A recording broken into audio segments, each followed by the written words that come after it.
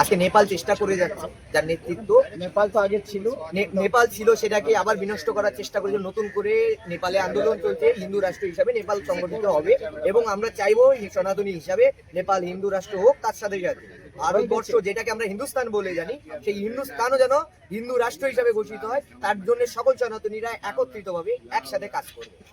ঠিক আছে। আমরা একবার আপনার দিদির নাম বলে দিন। আমার নাম সায়নী দাস, মনীষা মানিক দাস। আর অঙ্কিত ভট্টাচার্য আর তপুদেব নাথ।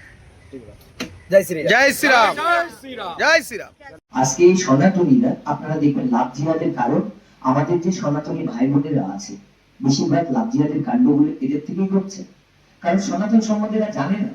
বেশিরভাগ আপনি প্রত্যেকটা মুসলিম পরিবারে গেলে দেখতে পাবেন তারা কোরআন শিক্ষা থেকে শুরু করে তারা মসজিদে নামাজ পড়া থেকে শুরু করে ঠিক ছোট থেকে শুরু হয়। তো সনাতনী হিসাবে আমাদের প্রত্যেকের অধিকার আছে ধর্ম শিক্ষা শিক্ষিত হওয়া। সেই ক্ষেত্রে আমরা হিন্দু সুরক্ষা সমিতি আমাদের ব্যক্তিগত সংগঠনের মতামত হিসাবে আমরা চাই পশ্চিমবঙ্গের বুকে গুরুকুল নির্মাণ হোক এবং 16 তারিখের যে প্রোগ্রামটা যেটাকে কেন্দ্র করে আমরা এখানে উপস্থিত হয়েছি